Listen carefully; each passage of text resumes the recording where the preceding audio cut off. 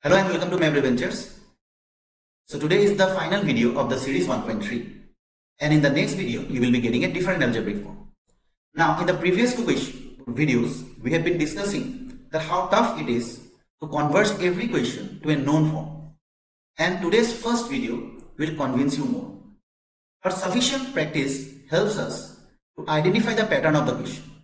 Okay, so without wasting any time, let us go to the first question. Okay, so as you can see, nothing resembles with the form. The first question does not resemble anything with the form. Okay, so what should we do here? Now we have to accept that every question does not exactly resemble the form, first of all. Now second of all, we have to try to find out certain patterns here. Now look here, you can see a cubic term where at least you can take x as common. At least x can be taken as common. Okay, so we will be exploring this hint of taking common, but we won't take x as common, but we will take x squared as common so that we can take it out of the square root as x. Alright, let us start. So taking x squared as common and taking it out of the square root, we will be having here x plus 1 by x. Now, observe here that this form somewhat resembles, this expression somewhat resembles our form. That is, if we substitute 1x plus 1 by x as t, then we are going to have 1 minus 1 by x squared dx equals to dt. Okay, but the problem is that we don't have a term 1 minus 1 by x squared dx in the numerator. To get this, at least we should have x squared minus 1, so that after dividing by x squared, it will convert to 1 minus 1 by x squared.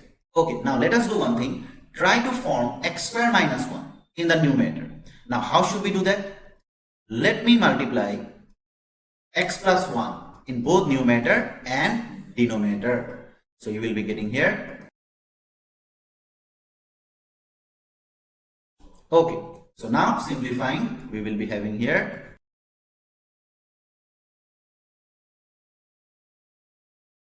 alright. Now let us divide both numerator and denominator by x squared.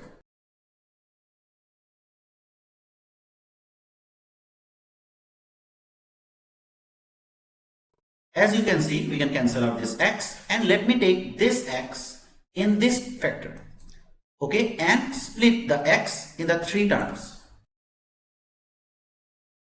Now we will be getting here x plus 2 plus 1 by x. Now you can observe here, if we substitute x plus 1 by x plus 1, then we are going to have, and differentiating, we are going to have exactly the numerator. Now we will be substituting x plus 1 by x plus 1 as t squared, so that we will get rid of the square. So differentiating, we will have 1 minus 1 by x squared dx equals to 2 times of t dt. Also, we will be needing here x plus 2 plus 1 by x, that we can obtain by adding 1 on the substitution. If you add 1 both sides, you are going to get t square plus 1. Okay, alright, now let us substitute. Now substituting, we will be having here I equals to integration twice t dt divided by t squared plus 1 into t. Now as you can see here, we can cancel out this t, and it has turned to a simple integrable form. So it will be integration dt by t squared plus 1, which we know that is tan inverse. So you are going to get here 2 times of tan inverse t plus c. Now upon changing t, you will have here 2 times of tan inverse under root x plus 1 by x plus 1 plus c. And let us leave it here as our final solution. Okay, let us move on to the next question, and this will be the final question. Now for the final question of our series 1.3, I have selected a definite integral. But looking at the expression, I can compare it with our existing form of 1.3. Okay, now we have to evaluate this integration first of all, and then we have to deduce this final result, which we will talk on later. Let us first evaluate the integral. So we know what to do here. Let us divide both numerator denominator by x squared. So you will be getting here 1 plus 1 by x square whole divided by x square plus 1 plus 1 by x square dx. Okay, now you have been familiar with this for the last 3 videos, so I don't think you will be having much problem. So it's integration 0 to 1. Let us form the completing square.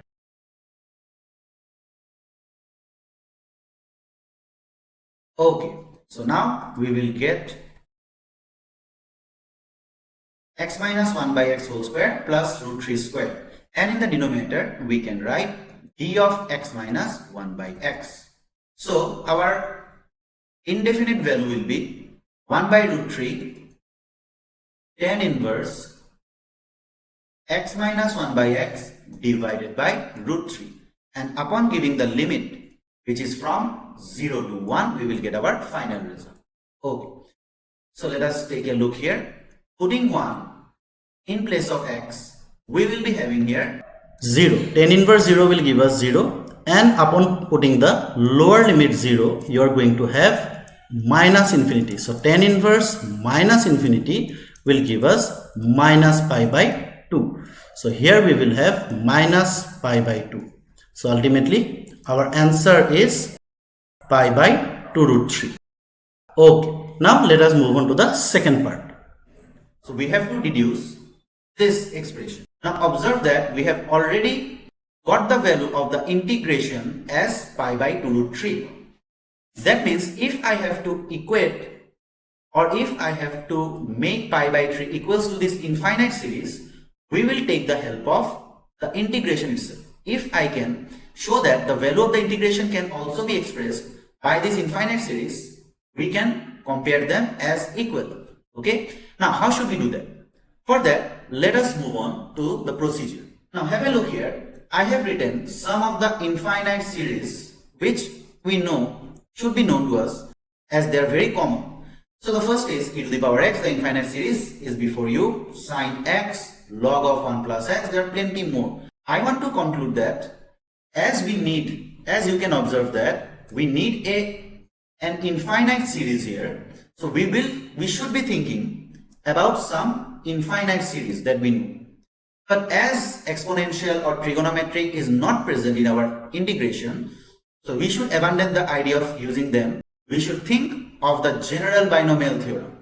So now the general theorem states that 1 plus x whole to the power n, where n is any rational number, positive or negative, fraction or integer, you will be using, or you will be getting this infinite series. Okay, and this series converges for mod x less than 1. That is the condition we know. Alright, now let us move on to the question. So our main problem is to convert this expression into binomial form. Okay, so how should we do that? Now again, let us move on to the procedure and have a look here. So now we will be using this factorization form. So a cube minus b cube, we have all used this in our school time. Okay, alright, then we know that a square plus ab plus b square can be written as a cube minus b cube divided by a minus b. So we have derived from the existing formula. Now have a look here. Now x to the power 4 plus x square plus 1, this is a very well known expression, as it can be converted to either x to the power 6 minus 1, x square divided by x square minus 1, or also 1 minus x to the power 6 divided by 1 minus x square. Okay, I hope you are getting the point. So by this we will try to make use of the binomial form 1 minus x whole to the power n. Just you have observed the binomial theorem. From there we will try to use this form to get the infinite series. Okay, to get the infinite series. Alright, now let us move on to the question. So now we have I equals to integration 0 to 1 x square plus 1 divided by x to the power 4 plus x squared plus 1 dx.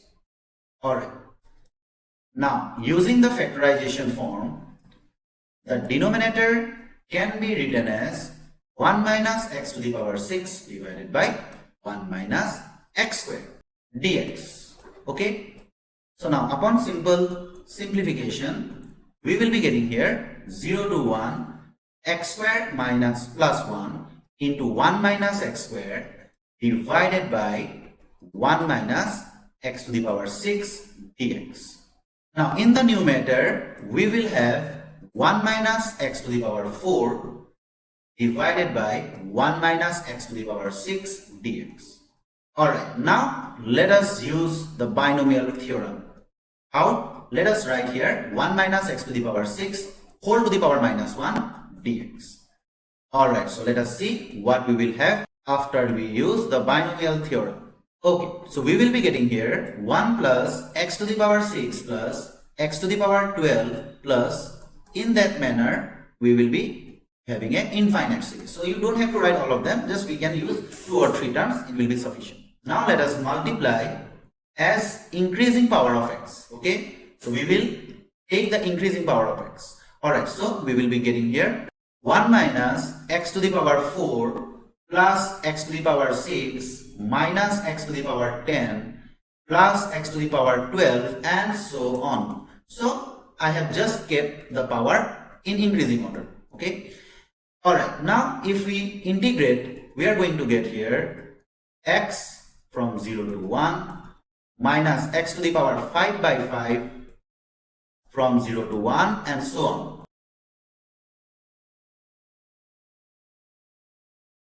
Alright, so let us see what we will get here. You will have here 1 minus 0, then you will have here 1 by 5 minus 0 and so on. So that's it. We have got our final infinite series. So that's it. That's our final result. I hope you are enjoying the videos that we are bringing to you, both mathematics and physics. So like our video, encourage us more and share our video so that more people get benefited from our hard work. Thank you.